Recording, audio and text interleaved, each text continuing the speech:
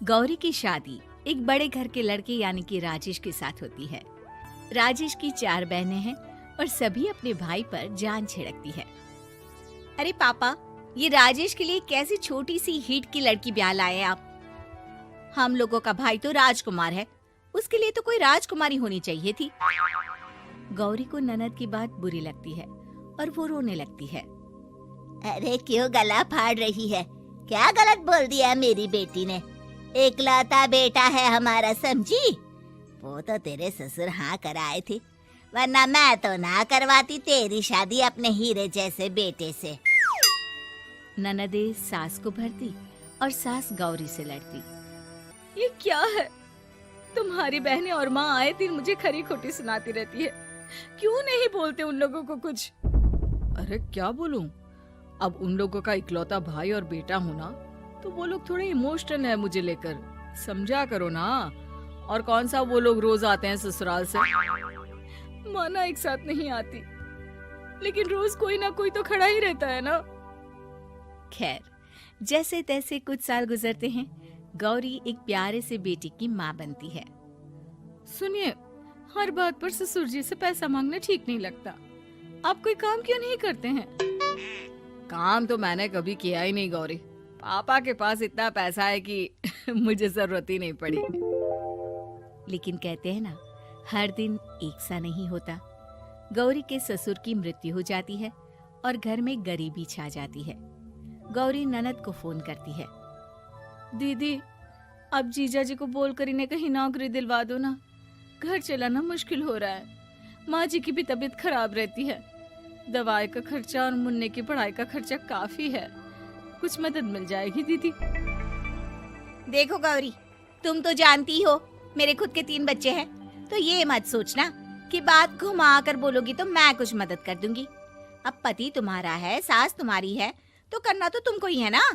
हम भी तो निभा रहे हैं। खैर, बोल दूंगी इनको। गौरी समझ जाती है। वो दूसरी ननद को फोन करती है, लेकिन वहाँ से भी उसे कुछ ऐसा ही जवाब मिलता है। अरे भाभी, हमारा भाई कैसे काम करेगा? वो तो राजकुमार है। बस आप जरा माँ का ख्याल रखो, उन्हें कोई तकलीफ मत होने देना। बाकी करते हैं बात आराम से। गौरी के सामने संकट आ जाता है कि वो कैसे अपना परिवार चलाए। ना पति काम करना चाहता है और ना ननदे मदद।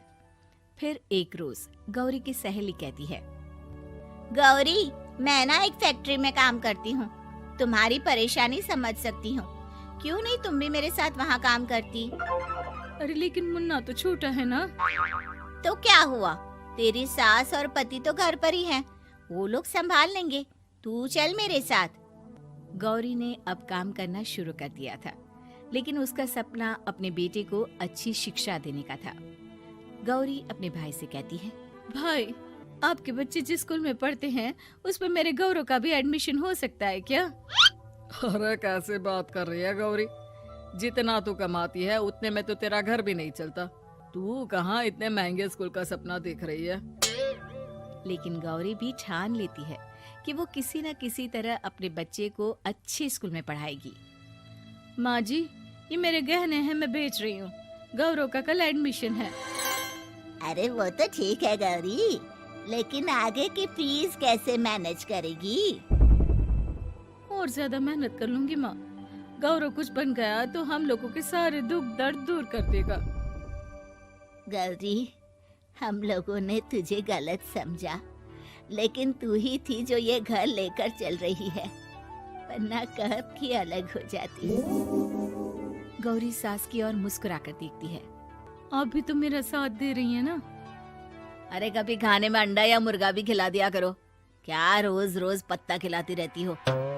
अरे शर्म तो आती नहीं, सारा दिन बहू काम करके पैसे लाती है, खुद तो कुछ करता नहीं, ऊपर से मुर्गा खाना है इसको। गौरी अपना घर चलाने के लिए तो पर्याप्त पैसे कमा लेती है, लेकिन बेटे के महंगे स्कूल, कोचिंग और उसकी डिमांड पूरी करने के लिए उसे लोगों से पैसे उधार लेने पड़ते।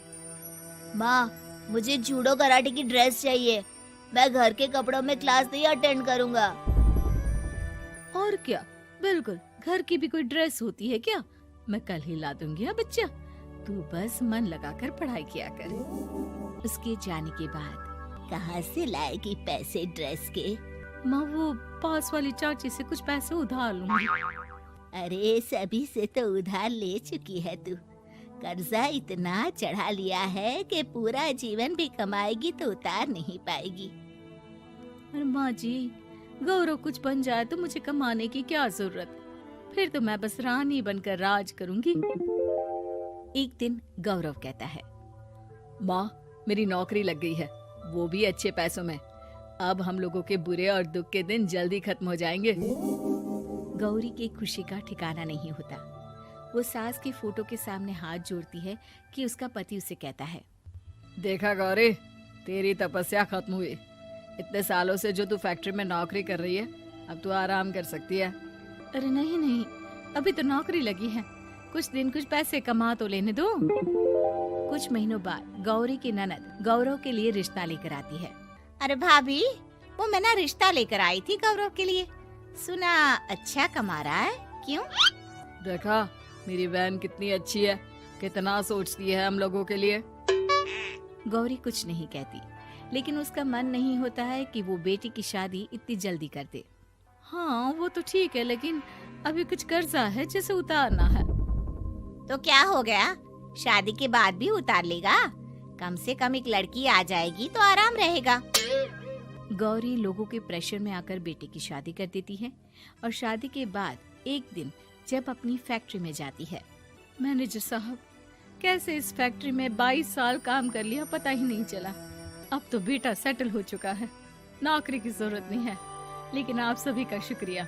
गौरी बहन, बहुत मेहनत की तुमने जीवन में, अब भगवान कोई मुश्किल ना दे। गौरी घर आती है, लेकिन दरवाजे के बाहर से ही उसे बहू और बेटे की आवाज सुनाई देती है। क्या है, तुम्हारी माँ ने तो सोचा भी नहीं कि जो कर्जा वो ले रही है खुद की अय्याशी के लिए, वो हम लोग क्यों भरे?